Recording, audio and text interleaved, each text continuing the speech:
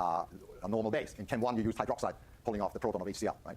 So here, this is not HCl. This is a hydrocarbon. So pKa is way up there. Okay? But relatively speaking, it's relatively acidic as long as you use a strong enough base that on protonation will make the corresponding conjugate acid that is even worse of an acid than this. Okay? It's a classic acid-base reaction. And what we use is butyl lithium, or alkyl lithiums in general. Often butyl lithium is used, and you see this occasionally just used as a base. Looks like it's incredible waste. There's this organometallic that you learn to make from bromobutane and lithium metal, reactive. You have to keep it away from moisture and all that because it's such a reactive base. Well, it turns out it's mass-produced. You can buy it in barrels in solution. Okay? And it's very cheap, so students use it just as a base. And in this case, it actually makes a rather valuable synthetic intermediate. So butyl lithium is such a strong base that it will pull off this H as H+, protonate the butyl anion, okay, and to make butane. And the butane is a gas, you just throw it away, blow it off. And you get the corresponding lithium organometallic. And that can be used as a synthetic intermediate in all kinds of chemistry. So far, you haven't really learned many reactions in which you use organometallics. Remember, you used organometallics, alkyl lithiums, and Grignard reagents. By far, I think, or maybe the only reaction that you've learned was reaction with aldehydes and ketones. And so this was one, this is chapter 8, a general alcohol synthesis. So now you can make alcohols in which you have attached this piece or related alkyl lithium pieces that you can make by deprotonating with butyl lithium as long as they're allylic. And there is, of course, the old business. It's got to be symmetrical, otherwise you get a mixture. So I carefully chose one case where you only get one compound. Cyclohexene would be fine, or propene would be fine. In other words, this compound minus one metal, only one choice, right? And the allyl species is equivalent on both ends. So you can only get one compound. So here again, you only get one compound. Just as a reminder, you can also make allylic anion equivalents, like these kinds of compounds, by treatment of the corresponding allylic halides with magnesium or lithium. That's chapter 8. In other words, our synthesis of organometallics, which was haloalkane plus magnesium or lithium to make the alkyl lithium or magnesium, applies also to haloalkenes as long as they're allylic. Okay? Oh, no, when they're allylic. Also when they're not allylic, but we're talking about allylic systems. So this guy with magnesium makes the corresponding Grignard, no sweat. But you can see that this is an alternative way of making an allylic anion equivalent alternative to the deprotonation route. I'm also giving you a heads up. Allylic anions, remember they look like this. We have an electron pair here. There are two resonance forms. The other resonance form is indicated by the electron movement. The arrow starts at the electron pair, moves in here, kicking out this bond, and puts it at this end to make the symmetry equivalent other resonance form. We will encounter neutral analogs of this that are isoelectronic to this, namely an atom with an electron pair next to a double bond, where this atom is a heteroatom, like oxygen, sulfur, or nitrogen in particular. These are called, when it's OR, enol ethers. When it's SR, they're enol thioethers. When it's NR2, they're enamines. And they react similar to this. Namely, the electron pair. Now, this is a neutral species. The electron pair can be kicked in, and this electron pair kicked out, meaning that by resonance, by resonating this electron pair, this double bond becomes unusually electron-rich. In particular, the beta carbon becomes rather nucleophilic. Okay? And this is a dipolar form, minor contributor, but it is a contributor. And it's there to indicate that this is a resonance donor that makes the double bond electron-rich. So this is a preview. You'll see where this shows up pretty soon in chapter 17. All right, so now we can continue this game. We went from ethylene to allyl, and now we ask the next question, what about adding another one? And you can keep on going. And we'll do this for a little bit. So when you add another one, you get this. This is really nothing else but two double bonds that are directly linked. They're neighboring. Okay? But if you look at the orbitals, there ought to be not only overlap between carbon 1 and 2, if we start numbering here, to make one double bond, and overlap between 3 and 4 to make one double bond. You know, if you look at this molecular model already, you say, well, there should be overlap across here. This looks exactly the same as this. Bearing in mind that if you overlap strongly over here, there is some valency issue. You know, if you put a full double bond here, then these two guys become dots. Okay? So it can't be that there will be a full double bond. But you can still ask the question, is there any overlap? And if there is overlap, is this favorable? Presumably it should be if there is some. And then the question is, how favorable is it? Is this advantageous to put two double bonds next to each other? The term used when they're next to each other is they're in conjugation. Okay? They're conjugated double bonds. So before we discuss this, let me review chapter 11 nomenclature of alkenes. But with a twist, namely I'm going to do it for dienes. There's nothing new that shows up, actually, except that we're now dealing with dienes, so we call these compounds dienes. And what needs to be considered is the fact that double bonds are rigid. The barrier to rotation is 65 kcals per mole, which means the stereochemistry of a double bond is rock stable at room temperature. And therefore, there is a difference if you have two substituents on a double bond, whether the two substituents point in the same direction or they're on opposite sides. They're on the same side of the double bond or opposite sides of the double bond. Remember, we call that cis and trans. And if you have more than two substituents, then you have to find a new way of indicating the disposition of all of these substituents around the double bond. And for that, we introduced the so-called easy nomenclature coming from the German words entgegen, which means opposite, and zusammen, which means together. So the E is the equivalent to the trans, and the Z is the equivalent conceptually to the cis. All right, so let's do this for these examples. Here we have a conjugated diene. The two double bonds are next to each other. It's a 5-carbon system, so it's a pentane. It's got two double bonds, so it's a pentadiene. We start numbering the system at the end closest to the first function, the first double bond. So it's 1, 2, 3, 4, 5. So it's a 1,3 pentadiene, because double bond 1 is at carbon 1, double bond 2 is at carbon 3. And then we have no stereochemistry here, but we have stereochemistry here. This group and that group are on opposite sides of carbon 3 and 4, and so this is trans. Over here, similar thing. This is a heptadiene, 7 carbons. Numbering from the left puts the first double bond at carbon 2, as opposed to numbering from the right, which would be carbon 3. So we number from left to right. So it's a heptadiene where we have one double bond at 2, 1 at 4. It's a 2,4 heptadiene. And notice now both double bonds have stereochemical information. The double bonded 2 is cis, and the double bonded 4 is trans. So it's cis 2, trans 4, heptadiene. Now we go to a case where we have more than 2 substituents, and I'm just picking a tri-substituted system. There we use the EZ nomenclature. And I don't know whether you remember that. If you don't, review that. But it's actually reasonably simple. And the double bond in question is just this one. This one has no stereochemistry. What you do in a case like that is you look at each carbon individually and the 2 substituents on that carbon. And then using the priority rules derived from Kahn, Ingold, and Prelog, which is basically atomic number, you assign priority to these 2 groups. One is higher priority than the other. It's a simple plus-minus issue. You do it for each carbon, and if the 2 higher priority numbers on each carbon, separate carbon, are on the same side, it's Z. If they're on opposite sides, it's E. So in this case, at carbon 4, we have methyl, that's a carbon, and bromine. Clearly bromine, higher priority. On carbon 3, we have a hydrogen and vinyl. Clearly this carbon is higher priority than this hydrogen. So the 2 higher priority group, bromine and vinyl, are on the same side, it's Z. So don't overwork this EZ nomenclature bit. It's actually, in a simple application, extremely easy to do.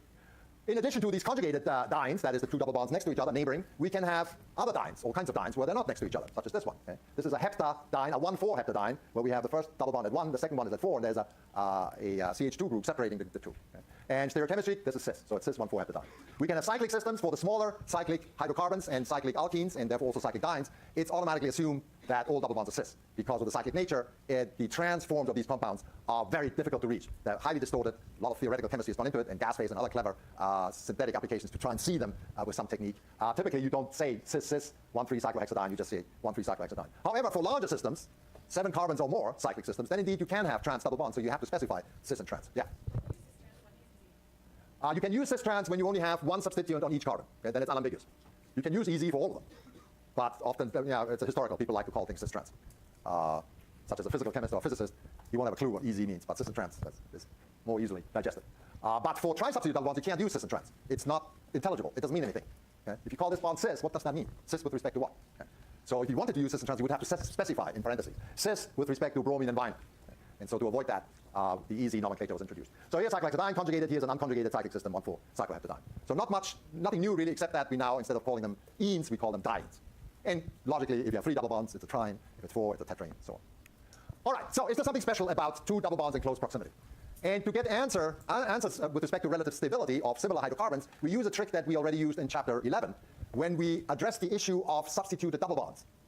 For starters, we did cis versus trans. Which one is more stable? And the trick we used is to measure the heat of hydrogenation. And we established cis is less stable than trans because of steric hindrance. 2 substituents on the same side, they bump into each other. Opposite sides, they're way far apart from each other. So it's more stable. And similarly, terminal versus internal alkenes, the terminal alkenes were in fact the most reactive, followed by the cis and then the trans, depending on the substituents. And we did this by taking various substitute or various alkenes where the double bond is in various positions, and we measured the heat of hydrogenation, giving a compound that was comparable in all cases, and we then compared the heats of hydrogenations. And the differences were interpreted in an appropriate way. We're doing this exactly the same thing here. And what we're doing is we're comparing a non-conjugated diene with a conjugated diene in the heat of hydrogenation. So to give you a reference point, I put up here just a simple alkene double bond and the heat of hydrogenation. We did this in chapter 11. You get about 30, in fact, more precisely 30.3 kilocalories per mole of energy out of hydrogenating this double bond. Clearly exothermic, as you would expect, and you get this hydrocarbon. And so then, as a control experiment, we introduce another double bond at the end of this guy to look at 1,5-hexadiene. Here we have 2 non-communicating double bonds, and the prediction would be that the heat of hydrogenation of that system should be exactly twice the heat of hydrogenation of the first system. And indeed, you look at the numbers with an experimental error exactly twice. Now we look at the conjugated diene and do the heat of hydrogenation, and we find it's less.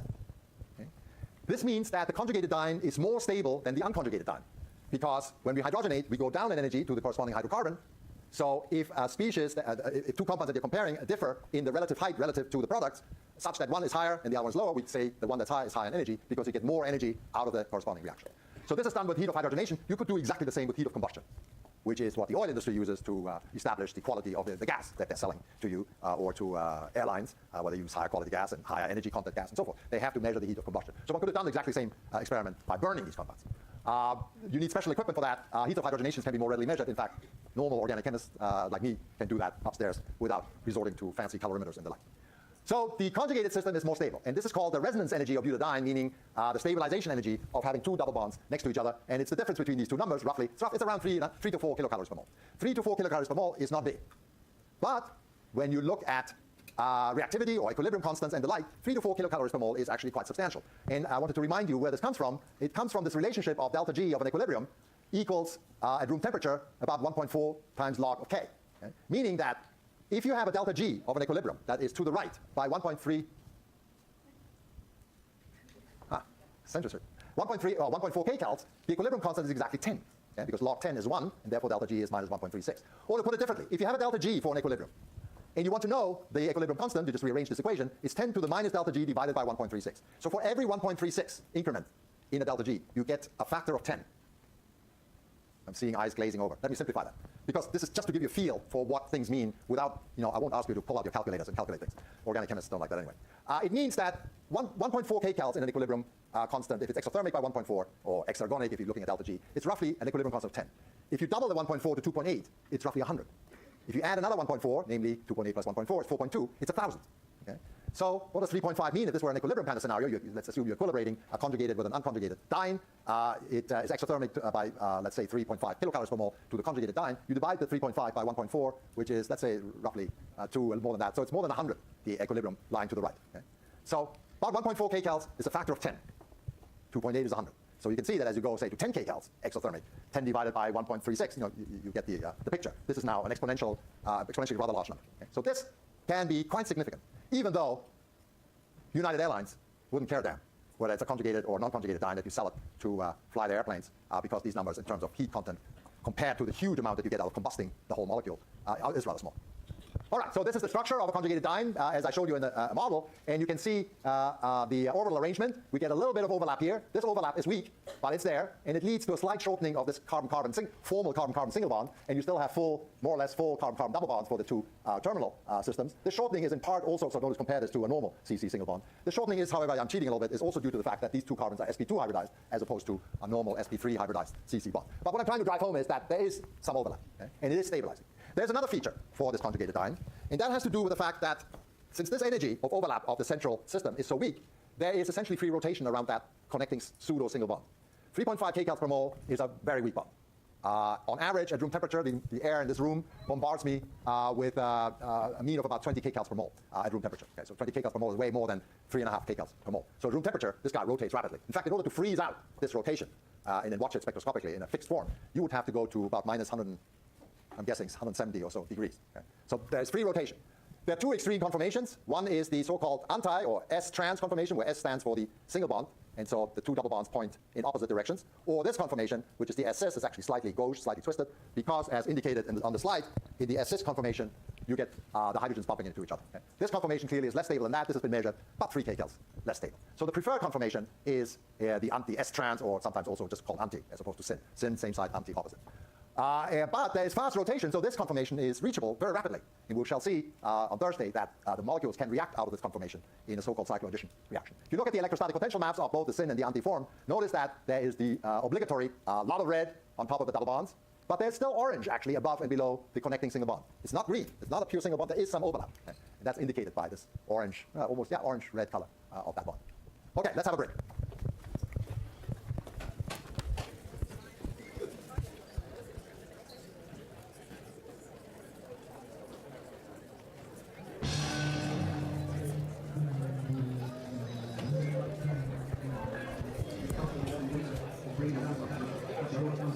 People focus on the sun.